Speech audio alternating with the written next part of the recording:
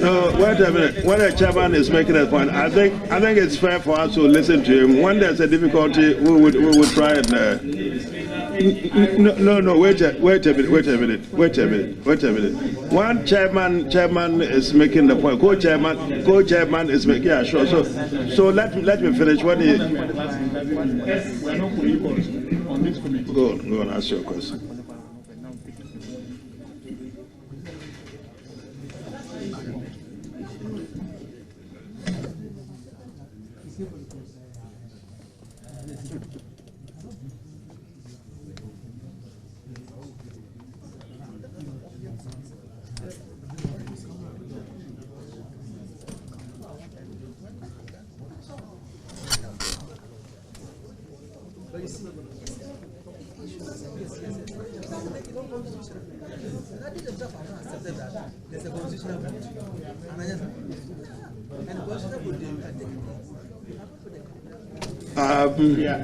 Can we have some silence, please?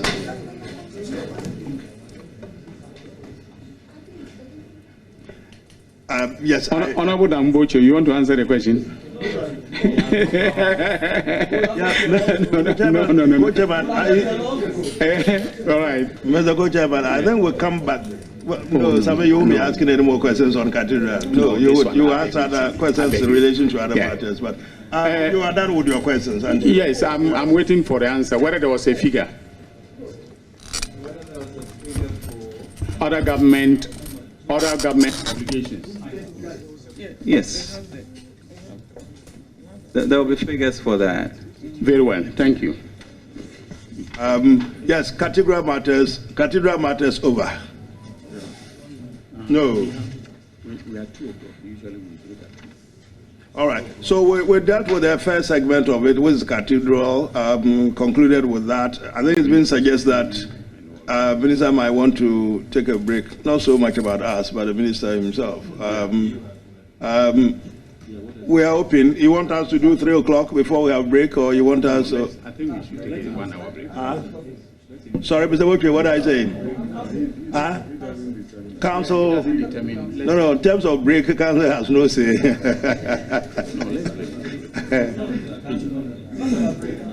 Okay, different matters. Honorable co-chairs,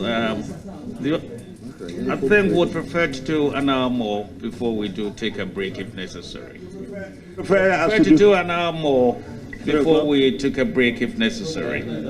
Some of us can sit into 6 o'clock without. No problem. So, will the minister provide lunch? we should be providing him with lunch. Yes, visited us. All right. That's a joke. That's a joke, please. So we'll start the next round. Next question. The question is in respect of which one? The next one is it the physical recklessness?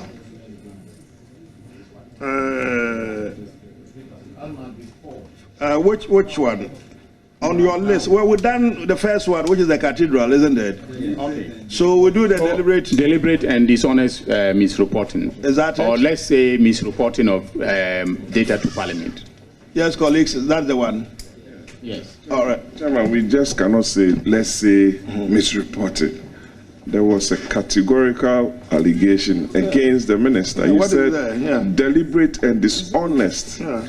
So that's we just cannot say, that's what's on the paper. Minister, please. The next one is that we're going to try the question and see if any of our colleagues, yes, who want to, if we don't have questions, we'll move on.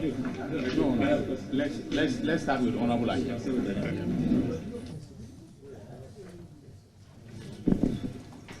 Mr. Chairman, thank you for giving me the opportunity to start on this subject matter. That's deliberate and dishonest misreporting of economic data to Parliament. Mr. Chairman, my question will come from the transcript.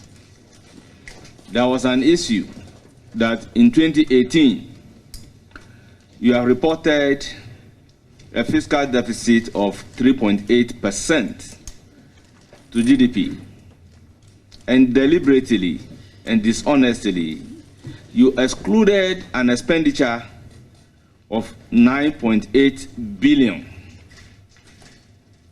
And if that 9.8 billion is included in the deficit accounting, the total deficit would have been 7.1. What do you say to this? What are you looking at? Which page? I take it that you are reading from the... Yes. Which page is this? No, I just frame it from...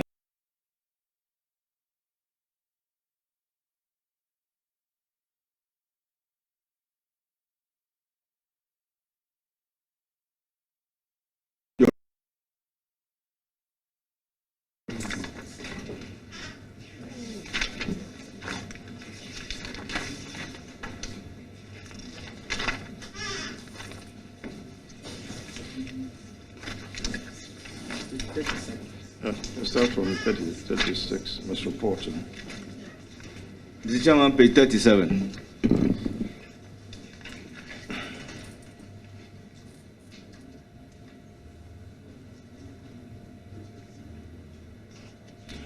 The question of misreporting now start from page.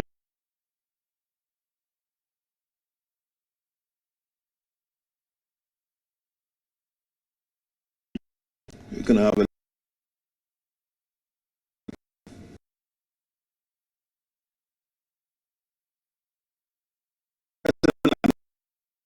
It's clear. Can you repeat the question for the... yeah.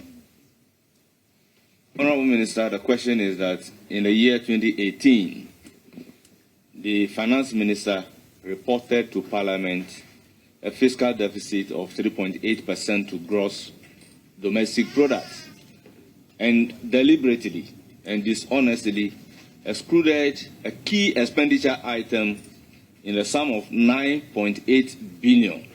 And if this key expenditure item is included in the fiscal deficit accounting, the actual fiscal deficit would have been 7.1.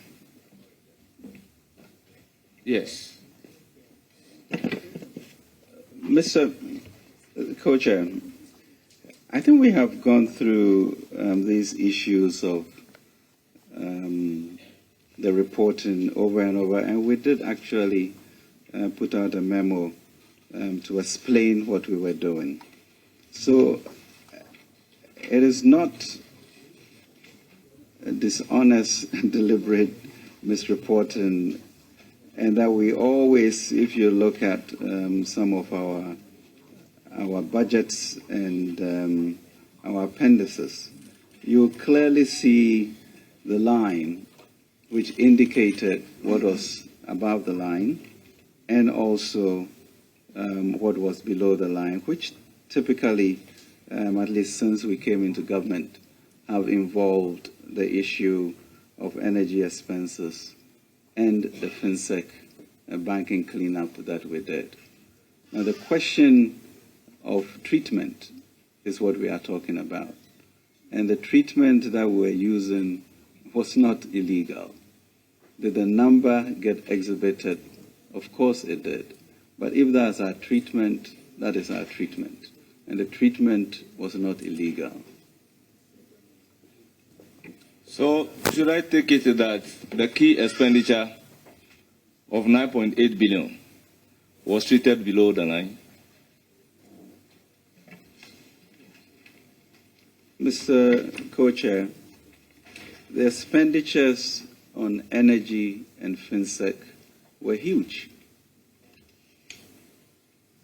There is no question that if the previous government had taken care of the AQR, we would not have been in that situation. Whatever it was an extraordinary expenditure. It was one time, and that is how we elected to treat it.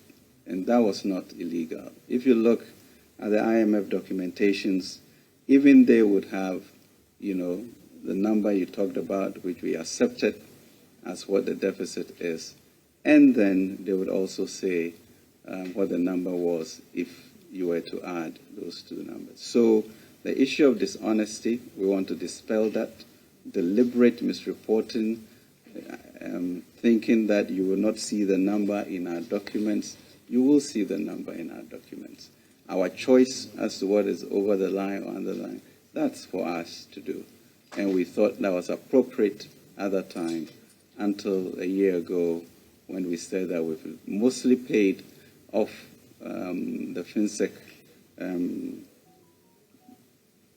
expenditure, and therefore we can bring it up. We also made a decision on the energy expenses and also brought it above the line. Will I be right in my mind that if the key expenditure of 9.8 is included in the deficit accounting, then the deficit for the year 2018 would have been 7.1 instead of 3.8? I think you are talking about accounting. Yes. Yeah. Okay. And accounting has various treatments. Very well. And those are not illegitimate. Okay. And not only did we accept or agree as to the method of accounting, we also stated it in our documents. And unfortunately, the Secretariat is not able to show what we have here. But if you were to look, we're not able to project that. So yes, so it's not dishonest because it's on the page, it's recorded. Is it deliberate? Is it treatment? Is it a choice of treatment? Have we changed the way we do it? Yes, we have changed the way we do it now.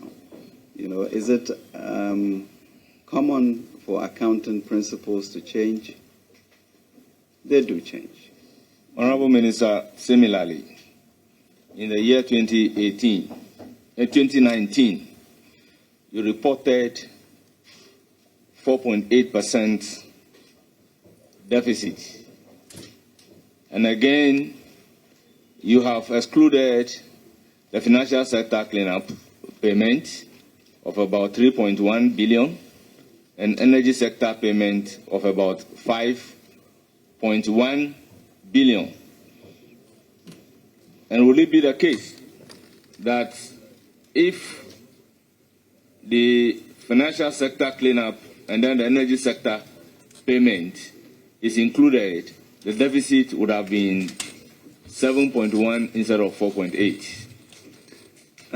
Co-Chair, I'm not sure where we are going with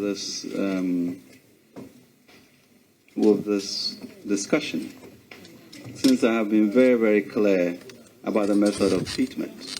And I've also been very clear that even when you look at the IMF data, they'll give you those two numbers. Deliberate, dishonest, misreporting. There was no misreporting. The numbers are clear for everybody to see. And I'm explaining to you why we did what we did. Honorable Minister, will I be wrong to say that your choice to report above or below the line was informed by the various provisions in the Fiscal Responsibility Act? I'm not sure. I mean, I was the one who brought the Fiscal Responsibility Act. How were we treating it prior to the Fiscal Responsibility Act? And the fact of the matter that the Fiscal Responsibility Act came into force, you know, in 2020, actually. So deliberate and dishonest, while the numbers are clear for everyone to see, I fail to understand. In the year 2020, you came for a suspension of the Fiscal Responsibility Act. Is that correct? That's very true. And even that year, you reported a fiscal deficit of 11.7. Is that correct? That's true. And again, the actual deficit was supposed to be 17.2. Co-chairs, I don't think we have made much progress unless there's a lack of appreciation of the fact. Honorable Minister, I, with all due respect, I think, you know, the member wants you to confirm certain facts to the committee. So please just go ahead and confirm those, and then we'll make a lot of progress. Thank you. No, not necessarily to confirm. It's putting those into you. If you disagree, you disagree. But I think it's going through the. Wait a minute. That's fine. We are dealing with it. That is fine. It seems to be going through what was stated by Atto in this proponent. So it's putting them to you. You agree. You agree. You don't agree. You don't agree. Nobody's hanging the issues around your neck. So I have made it very clear that the issues of the FinSec and the issues of energy were treated below the line. And I've also made it clear that that is what we at the Ministry of Finance agreed to do as an institutional way of dealing with this. I've also made it clear that since 2021, 22, we have agreed that we bring it above the line because it's no more an extraordinary measure. And so there will be differences, but the fact of the matter is that yes, there's the with or without, and those numbers were in our books. They were not hidden, and therefore they were not dishonest.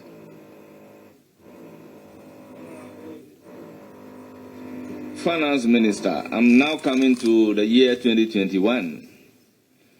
The deficit reported was 9.2%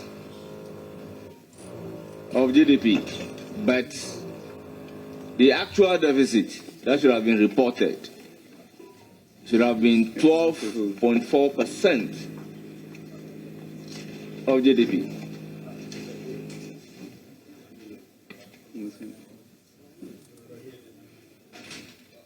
What do you say to this?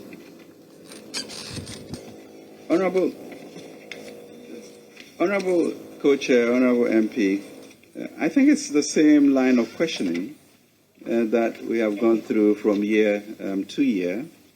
And I insist that we had a certain way of treating, we're consistent with, in terms of making it clear with or without was also in the books.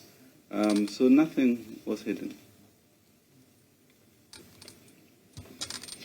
What is the limit in terms of percentage points of the fiscal deficit per the Fiscal Responsibility Act? It is 5%, and if you go beyond another 1%, then a vote of censure could be. So it's been argued before this committee that because of Section 2 of the Fiscal Responsibility Act, you are deliberately and dishonestly misreporting below the line so that you could operate within the ambit of the Fiscal Responsibility Act, when in real situation you are operating contrary to the law, for which reason there should be a vote of censure. So, wait a minute. That's in relation to which years? Because I thought we heard him say that in terms of the current years, he's actually given clear instructions on what is to be done. So this is in relation to which years? Mr. Co-Chair, I started from 2018. In 2018, if you look at the transcripts, 2018. Yes, if you look at the transcript, so the proponents are with a view. Wait a minute. If we were also listening, in terms of 2018, we have ruled here that the law was not even applicable. Chairman, Co-Chair, probably that would have been your interpretation, which is different and distinct from the view. No, wait. Let me finish the point. When you say if you look at your own transcript. Wait a minute. Calm down. You will talk. Don't worry. Don't panic. The act is here. The act is here. This is not interpretation. I keep saying that it's an application of it. We all understand it. The matters occurred before the 28th of December 2018. The law came into force on the 28th of December 2018. And you're talking about 2018 matters prior to that. So, no, he said, you heard him. He said that in terms of 2018, and I retorted by saying that in terms of that would already have ruled on that, not applicable.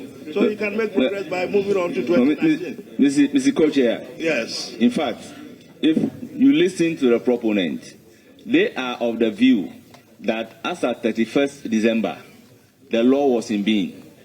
That is their argument, and it is for the committee to make that particular determination. You are a member of the committee. We are telling you that statement made that. But that is what you are saying. I may take a contrary view. Well, that my contrary view should inform the question that I should ask. You seem to be a member of the. You seem to be a member of the committee. No. Honorable Co-Chair, I believe strongly as a committee, we have not taken that particular decision that the Fiscal Responsibility Act is not applicable as at 31st December. Have you had opportunity to peruse a copy of the? Have you had a copy of the? So we'll come to that particular determination. If that determination is made, that is fine. And I also mentioned, as a lawyer, I know that once the law has been assented to, it takes effective from the date of the assent. So therefore, what the committee must look at is that this particular law, when was it assented to? Is it before or after? Now somebody is talking about 28, somebody is talking about 31st. That is why I am of the view that these are issues. That's the law. The law. Yes. Yeah, let him have it. Yes. And somebody is talking about us at 31st December 2018 and move further to establish 2019. Honorable Ahiefo, yes. you made a point about 2019. Yes, 2019. Can you rephrase your question in respect of that and then let the Honorable Minister answer? The proponents are of the view that deliberately and dishonestly, the Finance Minister is misreporting just to circumvent the law per Section 2 and Section 4 of the Fiscal Responsibility Act.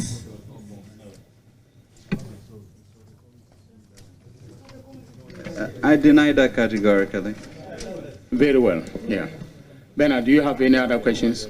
Very well, yes. Any other member on misreporting? Oh, yes, Honorable Mesa. Chairman,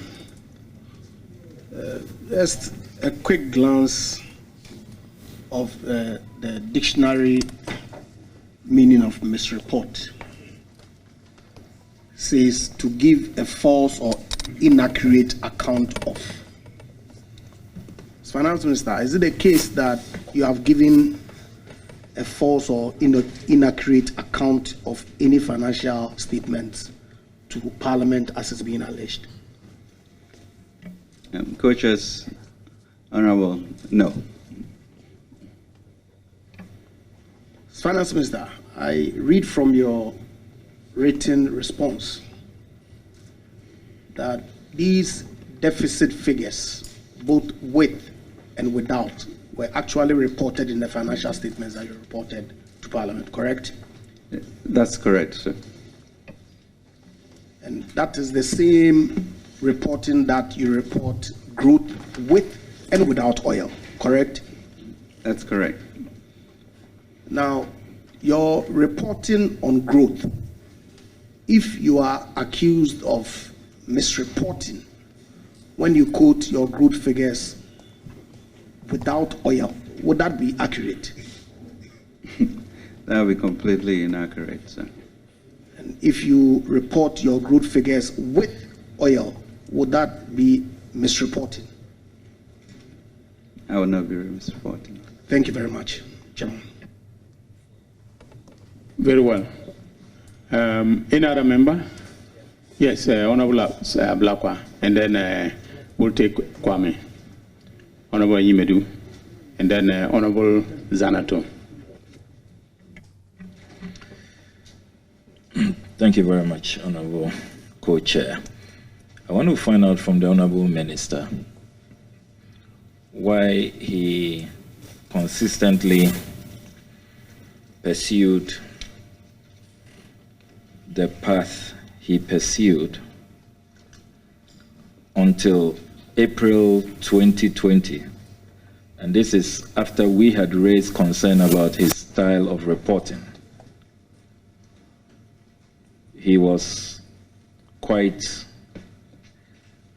consistent about pursuing on that same path until April 2020, when he had to put in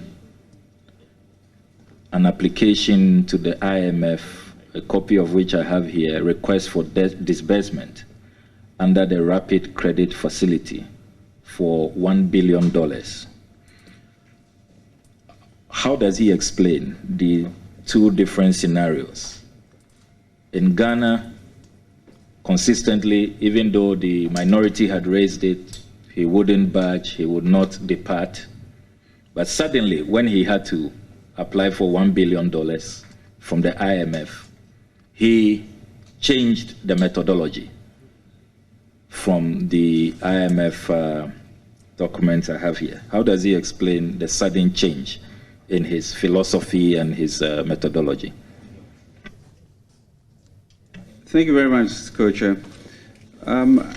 I think we come back to the issue of whether these two numbers, with or without, have always been available to all. And if you look at the 2021 IMF Article 4 report, you can see very clearly the with and without. So I'm not sure about the question of a turnaround or anything else that Honorable Member may be alluding to.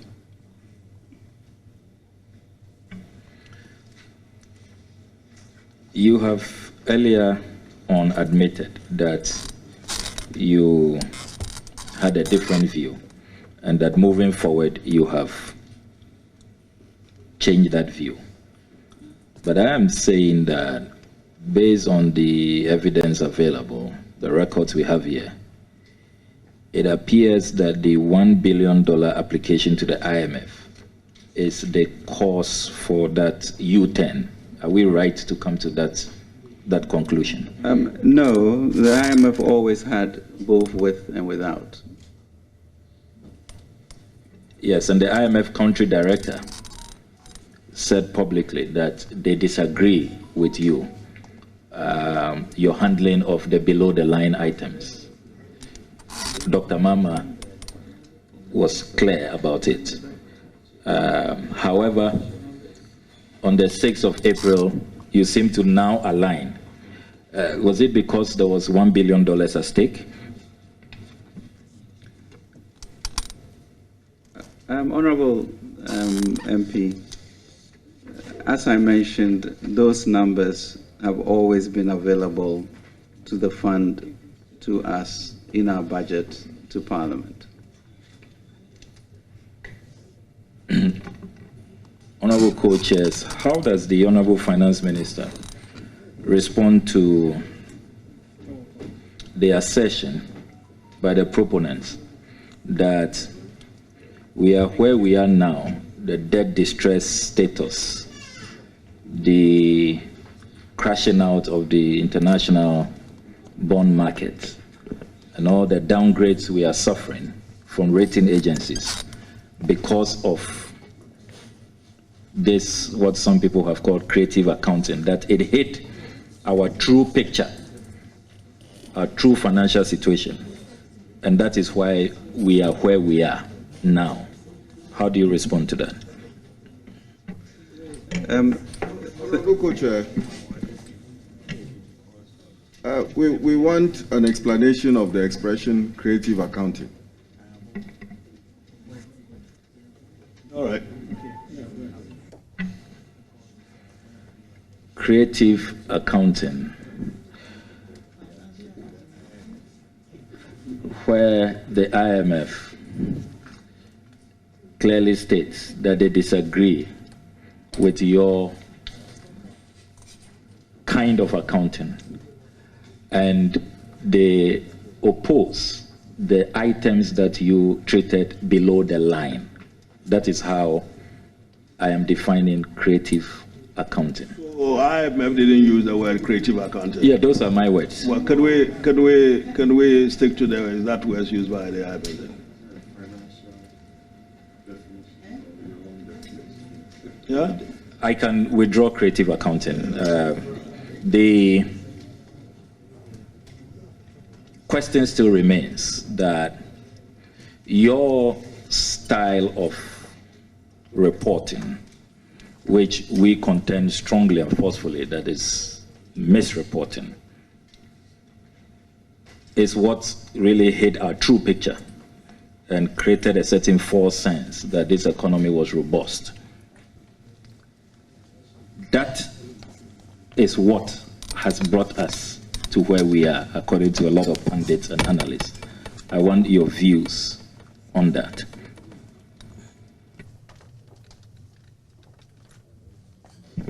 Thank you very much indeed for that. Your style of reporting. Coaches, once we as an institution decide on a certain methodology, it is open and transparent. We've gone through a lot of bond issuances. These are sophisticated investors who are clearly aware of all our numbers. Everybody, all the resources we spent for the banking cleanup, in addition knew about the liabilities we also inherited in the energy situation. So let's put any thoughts aside that our finances were being deliberately hidden and people do not have a clear view of that. Because in the IMF appendices, you will see with or without. And I think we should get that clear, that therefore there was complete visibility on those numbers. We can therefore not link them, in my mind, to the logic that you have proposed, and that is what has led us to where we are.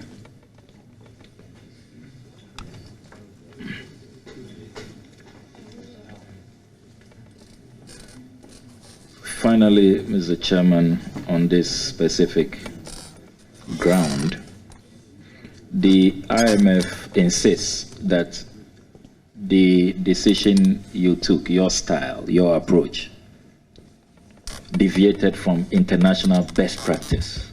How do you respond to that?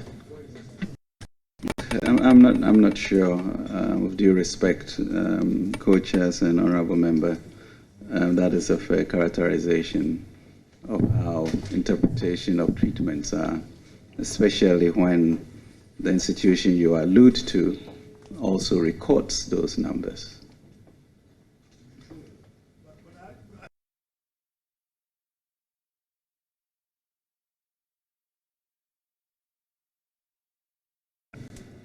Yes, it's page 9 of the 2019. 20, it's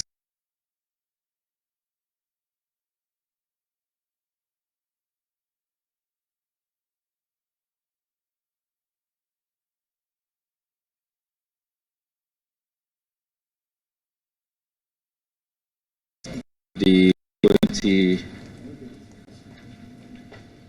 Minister, it's supposed to be.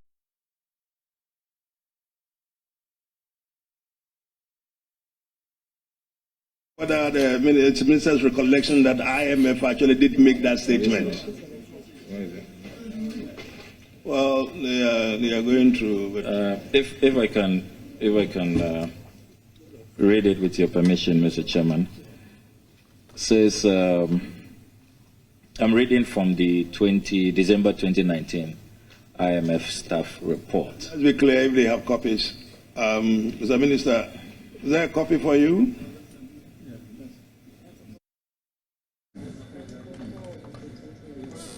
Which page are you reading? I'm reading from page 11,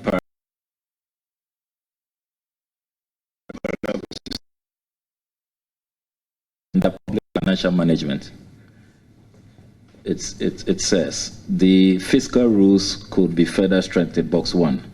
About 2.8 percentage points of GDP in financial and energy sector costs, financed in part through ESLA bond issuance, were recorded below the line in the 2019 budget because the government considers the financial sector cost as one-off and energy costs as debt amortization. Best international practice, emphasis mine, would include these transactions above the line as they reflect either direct government obligations or government transfers to SOEs. In addition, spending on roads, cocoa board, and potential infrastructure collateralized on bauxite export, Sino-Hydro, should be recorded in the central government budget. Finally, a formal debt anchor targeting a sustainable debt to GDP ratio over the medium term could effectively guide fiscal policy and reduce uncertainty about the debt trajectory, unquote. This is the matter that we dealt with when Atto made his submission, isn't it? And I think we did say that, well, they are not by this saying that they did anything wrong. They said that best practices... My question was clear, that the IMF is saying that what they did deviated from international best practice. No. That's the IMF is saying that best international practice would include those costs. Yeah. Well, yes. Okay. I just read it. No, it's very clear. No, it says that what they did deviates from best international. Yes, but best not, international but practice. Not unlawful. No, that was not my question. That was not my question. I'm just asking him that the IMF says what they did deviated from best international practice. So what does he say to that? What is his response? Mr. Co-Chair and Honorable MP, the treatment of the one-time extraordinary expense for the banking cleanup and then the inheritance of these colossal energy IPP, which we inherited from the previous government. You know, we had to be clear on how to treat that. And I think if you go to maybe the 2018 reports, you see clear understanding by the IMF as to that. Now the issue then as to our belief in that this was an extraordinary event and therefore it must be treated under the line, we all agree to that. As to the issue of best international practices or practices that are acceptable because of the unique nature of your circumstances, we have to make a judgment on that for a country that is growing. With that regard, it was those same numbers that we then use effectively to be able to also go to the international markets. Okay, fiscal treatments, acceptance of liabilities, and how to ensure that you are able to finance your budget, get appropriate resources to go forward. Those are our considerations that we have to make. So I wouldn't really, with all due respect, make a judgment on the way in which we as a country or the ministry decided to treat this. And now we are getting out of that situation and therefore changing the way in which we do our treatment.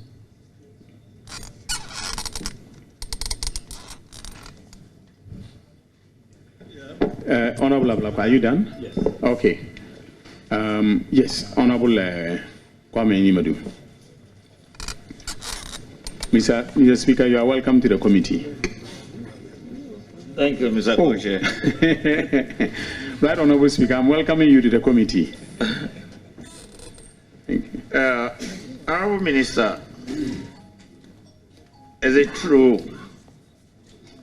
It is true, is it not, that in the year 2018, Ghana was under the fund, the IMF. Is that correct?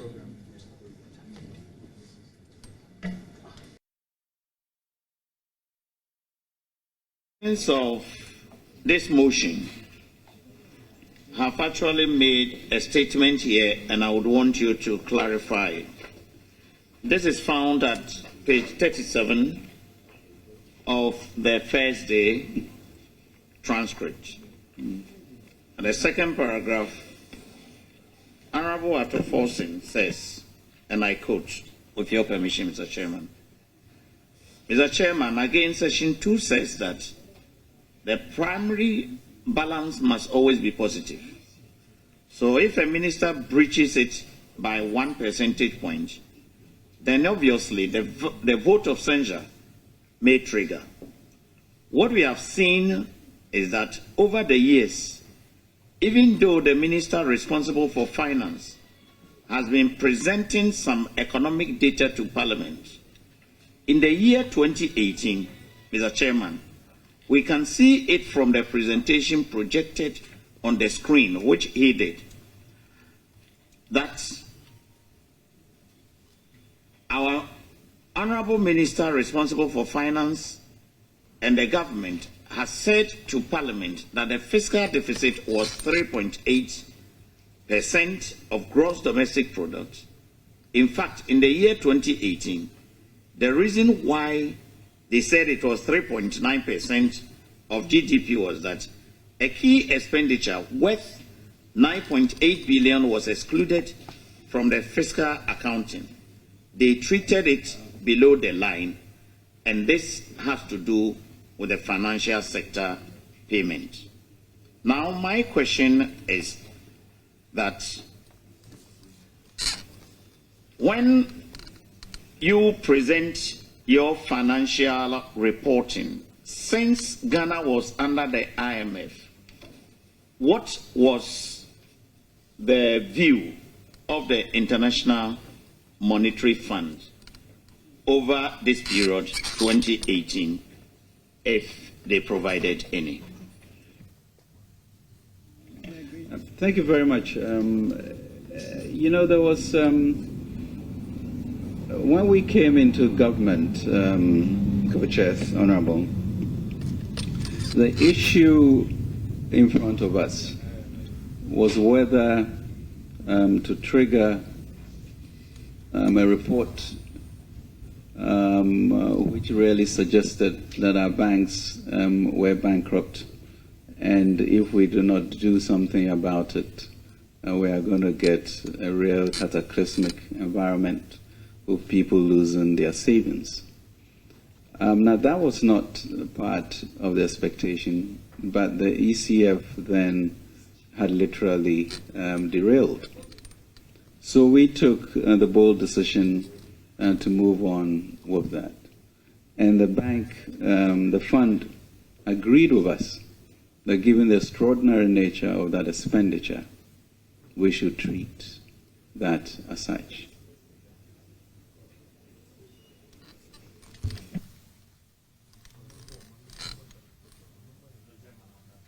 You are done. Thank you very much. Honorable Patrick Boama. Thank you very much, Chairman.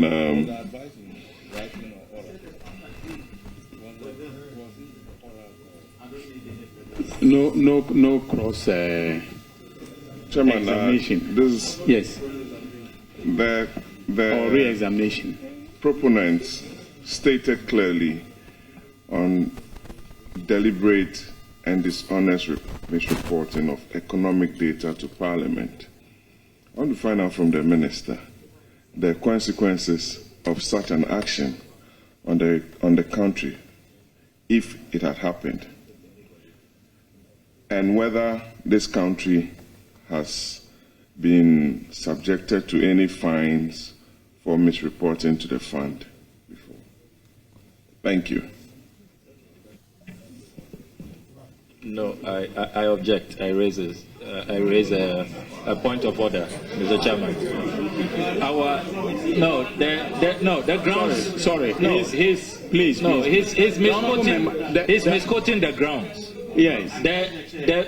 Did the grounds say that the misreporting was to the IMF? He didn't say that. Yes, to Parliament. So why are you saying that? Why are you talking about IMF sanctions? The misreporting was to Parliament. So please, let's code the grounds properly. Let me refer Mr. Okujeto to. It says the deliberate and page 10. dishonest misreporting of economic data to Parliament.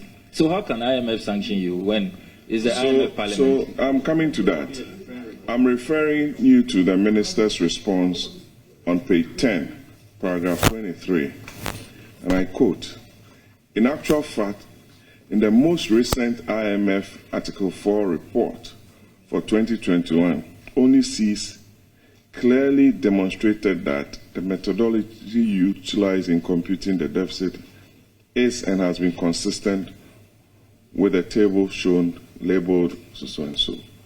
So we are talking about a reporting formula to Parliament which is consistent with what the ministry has been doing to Parliament and to the fund, because you recall that we came out of the IMF program in 2019. That is the basis for my question. And I'm asking, even if I exchange Parliament with IMF, would there have been any consequences? And if so, whether it's happened before under the Fourth Republic? Allow the minister to answer the question, please. Thank you very much. I think that the sad, well, the fact of the matter is that we went through very successfully 2017 to the first quarter of 2019 to exit from the fund program which we inherited and from the previous regime. And yes, we wouldn't have been able to exit if there were this misreporting that they were talking about, and typically you get fined for that. As far as I know, historically, it's only the previous regime that had encountered a misreporting in which a fine was exacted. Honorable Minister. Well. No. Honorable Minister. Yes. So you are so diplomatic, I don't understand your language. The previous government, is it a government he belongs to? Which one are you talking about? That is, it is. Well, the narrow ground is about misreporting to Parliament, not to the International Monetary Fund. So this. No, the Article 4 was to buttress the fact that there has been misreporting. So please. Okay. So that question is out of order.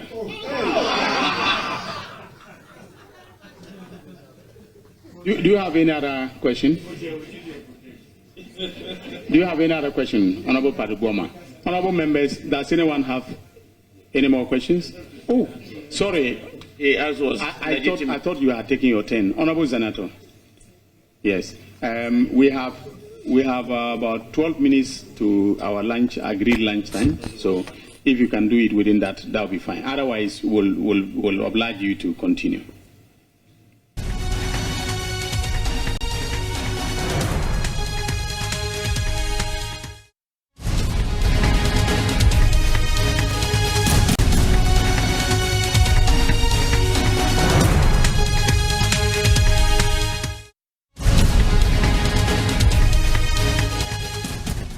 On the question, he can. Clerk, if you have a copy, sorry.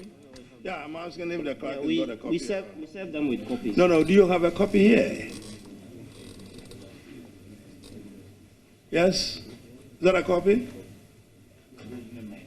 Yeah, so they have one now. Yeah, so go on then. Okay. On the page number 3, there's a table that refers to various indices, and it mentions 2018, 2019, 2020, and 2021. And it's talking about the percentage deficit. In 2018, it's 3.9, 2019, 4.8, 2020, 11.7, and 2021, 9.2. But below that, where a revision of the figures is made based on the what would have been below the line being brought above the line, the revised figures there, we have a percentage deficit of 7.1 for 2018, of 7.1 in 2019, 17.2 in 2020, and 12.4 in 2021. Can the minister kindly let us know if which of these figures were the ones that were used to inform the IMF of the indices regards Ghana?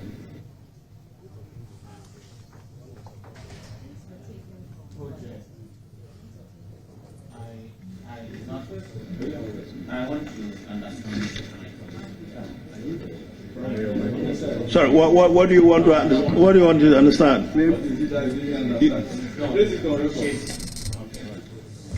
She's asking the minister to provide some figures as to what figure had been presented to the IMF. This is a table that was given by the proponents. And what the proponents had said on these figures was that these numbers ought to have been the targets. That was what we should have received. It never came from the ministry. So I don't think it is fair to say that. That wasn't my understanding last time Ato came about with these figures. Then we asked him, and if my recollection is right, he said that these were figures they had taken out of some official document and had placed them in what's the name? Sorry, what's the name? The projector, the presentation. So he said that he'd taken them out of those official documents presented here. It's called objecting. That's why I said we should give a copy to the minister. It's trying to get clarification. The document minister has got a document now. Honorable Member Soda. Let's get the minister to have a look at the document. He can respond. If it's nothing that he wants to say about it, he's sort of enthused about the figures, he can say it for himself. Mr. Minister, did you hear the question?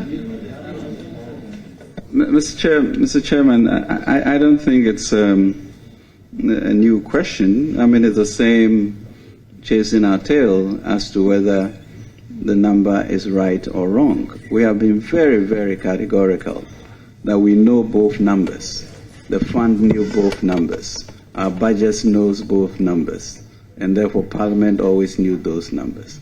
Now, as to the treatment, whether you add it up or you don't, that was also clear. So in the fund documents, you would also see with or without. I'm trying to understand the issue of treatment versus deliberate and dishonest. Honourable Chair, my question was specific to the table. We have been given material, which is making reference to material that came from the Ministry of Finance, and all I'm trying to do in my question at present is to ascertain whether these figures are correct. Minister, you get what he's saying. She's saying that these figures come as alleged by the proponents. These figures come from documents produced by you. Whether you agree with the nature IMF described it or not, it's an entirely different thing. But are you aware? Are they known to you? These figures, are they known to you? Mr. Chair, these figures are known to us. They are. The issue of misrepresentation. It's a different matter altogether. Well, the issue of how they have then been represented here to give the impression as if these are numbers we would not have revealed, I think it's disingenuous. Very well. Honourable Minister, that is your view. Can the Honourable member then continue with a line of questioning? Honourable Zanato. Zanato. Thank you. I get it better. That's a Frafra version. To be on safe side, I realize that I've been calling her doctor. We all have to adopt that. Zanato or Zena. You don't have my kind of tongue. How are you going to do it? Very well. Honourable Ajiman Rawlings. At least I can pronounce that one better. Yes, thank you. Honorable Co-Chair, my question to the Minister is, given that both figures are familiar to the Ministry, was there a specific, I know he said copiously that conventionally, but was there a specific reason why the figures on the top line, which were the lower figures that I mentioned, were the ones used in the budget presented to Parliament, as opposed to the ones that are below, which are the bigger figures, which I mentioned? Mr. Co-Chair, I don't know whether, my misunderstanding of English is here. I have consistently said that those numbers are in the books. Honorable Minister, are you suggesting that we have a problem understanding our own questions? No, I have a problem. Very well. Co-Chair, I have a problem. I think it's the Chibi upbringing that is.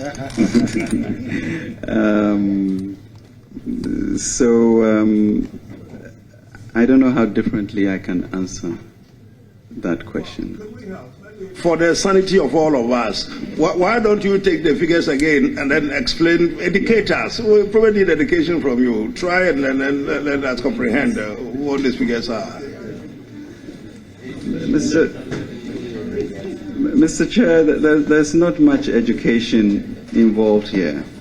There are numbers which lead, because of our treatment, to a certain deficit number. There are two incidents that we have experienced, i.e. the financial sector and the IPP, and both, Mr. Chairman, are results of legacy issues. Both are result of legacy issues, which we inherited and we were looking to resolve. And therefore, they were also classified as extraordinary events, and that is how we chose to treat them. That's the answer, honorable member. So do we have another question, or we can go for break now? Thank you very much. 3 o'clock, 1 hour, 4 o'clock. We'll be back. Thank you very much.